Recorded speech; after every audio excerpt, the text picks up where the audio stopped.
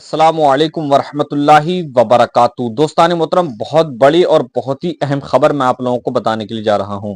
मेरे दोस्तों, महाराष्ट्र से बहुत बड़ी खबर सामने निकल कर आ रही है। मेरे दोस्तों, जैसा कि आपको मालूम है कि हजरत औरंगजेब रहमतुल्लाह अलैह की दरगाह को लेकर किस तरीके से बातें की जा रही हैं कि उनकी दरगाह को तोड़ दिया जाए, हटा दिया जाए।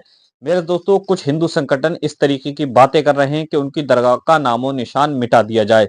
लेकिन मेरे दोस्तों, अब उन लोग जो लोग इस तरीके की बातें कर रहे हैं उनको मुंह तोड़ जवाब दिया गया है। मुफ्ती सलमान अदरी साहब का बहुत बड़ा बयान आ गया है। मेरे दोस्तों, दोस्तान मोहतरम, पूरी वीडियो में अभी आपको दिखाऊंगा। तो जो लोग हजरत औरंगजेब रहमतुल्लाह अलैह के ताल्लुक से गलत गलत बयानी करते हैं, उनके इतिहास को छुपाने की, सच्चाई को छुपाने की कोशिश करते हैं और वो हिंदू और मुस्लिम में दरार पैदा करने की कोशिश करते हैं, तो ये वीडियो उनके मुंह पर तमाचा है।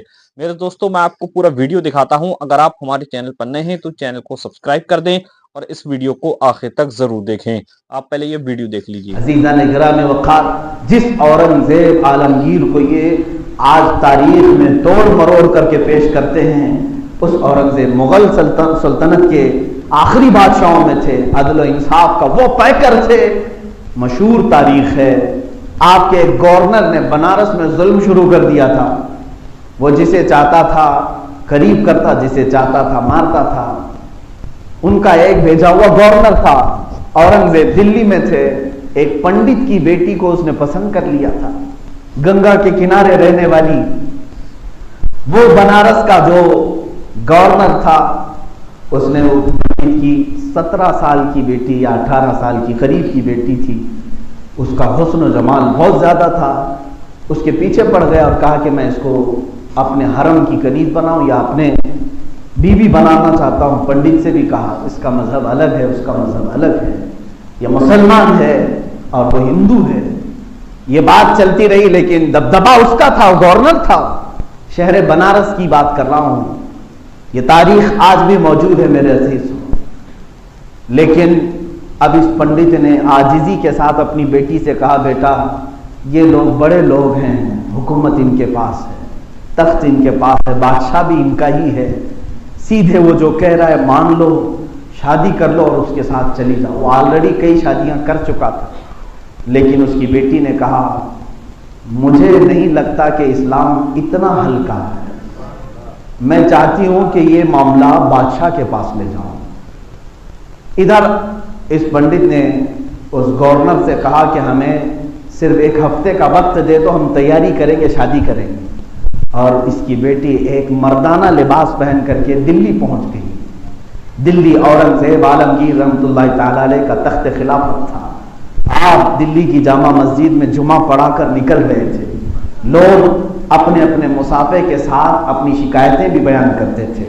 उस वक्त देखा एक लड़की जो मर्दों का लिबास पहन करके है, कोई तो नहीं पहचाना, किसी ने नहीं पहचाना उसको। वो लड़का बनकर खड़ी थी औरंगजेब से मिलने के लिए।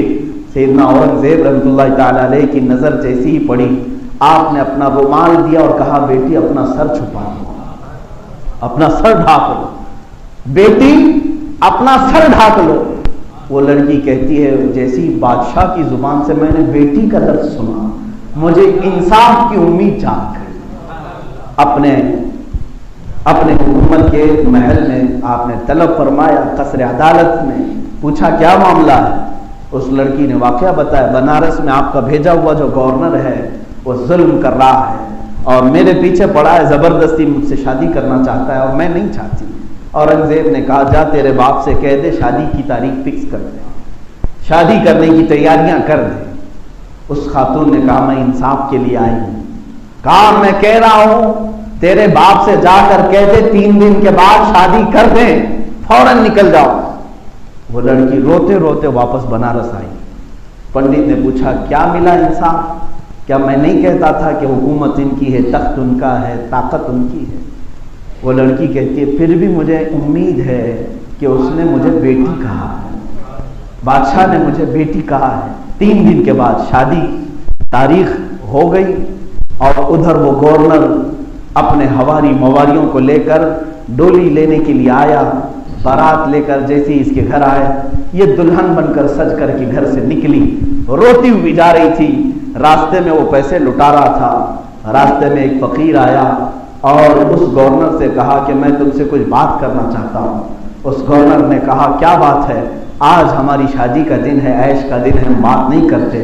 اس فقیر نے اپنی گدڑی اتاری تو دیکھا وہ اورنگزیب تھی، بیچ راستے میں اس کو کھینچا، اسی ڈولی پر سے، اسی گاڑی پر سے نیچے اتارا اور کہا کہ تو نے یہاں پر میرے حکومت کے عدل کو داغ لگایا ہے، تیری شکایت لے کر کے ایک بچی اگر دلی تک پہنچ سکتی ہے تو تیرا زندہ رہنا کسی کام کے لائق نہیں ہے۔ اس بنارس کی سرزمین پر تو نے ظلم کی تاریخ رقم کی ہے۔ وہیں سے اسے جلاد کے حوالے کیا اور لوگ اسے گرفتار کر کے بادشاہ کے سپاہی لے گئے اور اس دلہن کی ڈولی واپس اپنے گھر آئی۔ اس کی خوشی کی انتہا نہ تھی اور پنڈت بھی دیکھتا رہا۔ اورنگزیب کو اس نے بلایا۔ یہ میں آپ کو بتا رہا ہوں ہندوستان کی تاریخ، انڈیا کی تاریخ، بھارت کی تاریخ۔ اس پنڈت نے اپنے گھر بلایا، اورنگزیب تشریف لائے، عام لباس میں آئے تھے۔ جیسے ہی گھر میں آئے تو کہا کہ مجھے ایک مصلی دے دو، میں 2 رکعت نماز پڑھنا چاہتا ہوں، ایک کپڑا پاک کپڑا دے دو۔ انہوں نے ایک پاک کپڑا دیا، آپ نے اسی کے ایک کمرے میں 2 رکعت نماز ادا کی اور نہایت ہی بے تابی کے ساتھ کہا شدت کی پیاس ہے، اگر ایک گلاس پانی پلا دو۔ انہوں نے پانی بھی پلایا۔ اس وقت اورنگزیب رحمۃ اللہ تعالی علیہ نے فرمایا بیٹی کیا تو نے یہ سمجھا تھا کہ میں اپنے گورنر کے ساتھ تجھے شادی کی اجازت دے دوں گا؟ قسم رب ذوالجلال کی، جس وقت تو نے دلی میں مجھ سے شکایت کی تھی قسم کھا لیا تھا جب تک تجھے انصاف نہ ملے پانی کا ایک قطرہ بھی حلق میں نہ ڈالوں گا۔ 3 دن گزر گئے، میں نے پانی نہیں پیا ہے، پہلا گلاس پانی کا تیرے گھر میں آج میں نے پیا ہے۔ یہ تھا اسلام کا عدل و انصاف جس کو ہندوستان کی تاریخ آج بھی یاد رکھتی ہے۔ اور اس پنڈت نے دیکھ کر کے اس دن یہ عہد کیا کہ میرے گھر اسلامی بادشاہ اورنگزیب نے اگر سجدہ کیا ہے تو اے بنارس والوں یاد رکھو میں پجاری ہوں، میں برہمن ہوں، میں پنڈت ہوں، لیکن یہ وعدہ کرتا ہوں کہ جس جگہ اورنگزیب نے سجدہ کیا میں اپنے ہاتھوں سے یہاں مسجد تعمیر کروں گا۔ اور وہ مسجد تعمیر ہوئی۔ گنگا کے کنارے آج بھی دھرارا نام کی مسجد قائم ہے، اس کی تاریخ جا کر پڑھ کے دیکھ لو، یہ ہندوستان کی تاریخ ہے۔ تم کہتے ہو ہم ظلم کیے ہیں، عزیزان گرامی وقار، ہم نے اپنے سجدوں سے یہاں عدل کو پھیلایا ہے۔ لوگوں کے دلوں نے مسجدیں تعمیر کی ہیں، لوگوں کے دلوں کو جیت کر کے یہ مینارے بلند ہوئے ہیں۔